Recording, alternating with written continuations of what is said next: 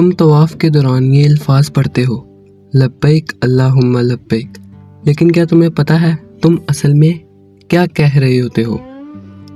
ہر سال لاکھوں لوگ حج پر جاتے ہیں، کعبے کے گرد گھومتے ہیں اور یہی الفاظ بار بار پڑھتے ہیں، لیکن اکثر لوگ صرف پڑھتے ہیں، سمجھتے نہیں۔ سچ تو یہ ہے، یہ صرف ایک نعرہ نہیں ہے، یہ ایک جواب ہے، ایک ایسی پکار کا جواب جو اللہ نے تمہیں دی ہے۔ لبیک کا مطلب ہوتا ہے میں حاضر ہوں یا اللہ، میں آ گیا ہوں۔ یعنی تم کہہ رہے ہو یا اللہ میں اپنی زندگی، اپنی مرضی، اپنا سب کچھ چھوڑ کر صرف تیرے حکم پر حاضر ہو گیا ہوں۔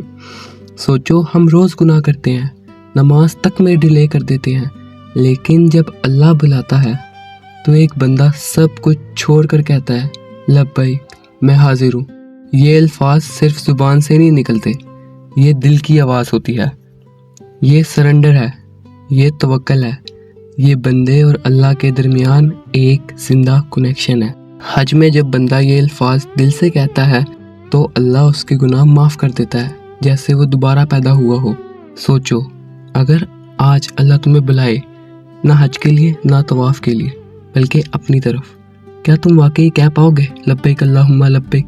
لبیک کہنا آسان ہے لیکن اس پر چلنا بہت مشکل ہے، کیونکہ اس کا مطلب صرف یہ نہیں کہ تم حج پر آ گئے ہو، اس کا مطلب ہے تم اپنی ضد چھوڑ رہے ہو، اپنی خواہشات چھوڑ رہے ہو، اپنی غلطیوں کو مان رہے ہو۔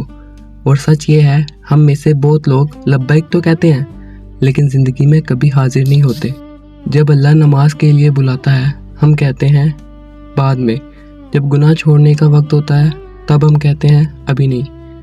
تو پھر یہ لبیک کس چیز کا ہے؟ لیکن اللہ کی رحمت دیکھو، وہ تمہیں ہر روز موقع دیتا ہے، ہر سجدہ ایک نیا چانس ہوتا ہے، ہر دعا ایک نئی شروعات ہوتی ہے۔ تم حج پر جاؤ یا نہ جاؤ، لیکن اگر دل سے کہہ دو یا اللہ میں حاضر ہوں تو تمہاری زندگی بدل سکتی ہے، کیونکہ اللہ کو تمہاری آواز نہیں، تمہارا دل چاہیے۔ تو آج بھی اسی وقت خود سے ایک سوال کرو، کیا میں واقعی حاضر ہوں؟ لبیک صرف ایک لفظ نہیں، یہ پوری زندگی کا فیصلہ ہے۔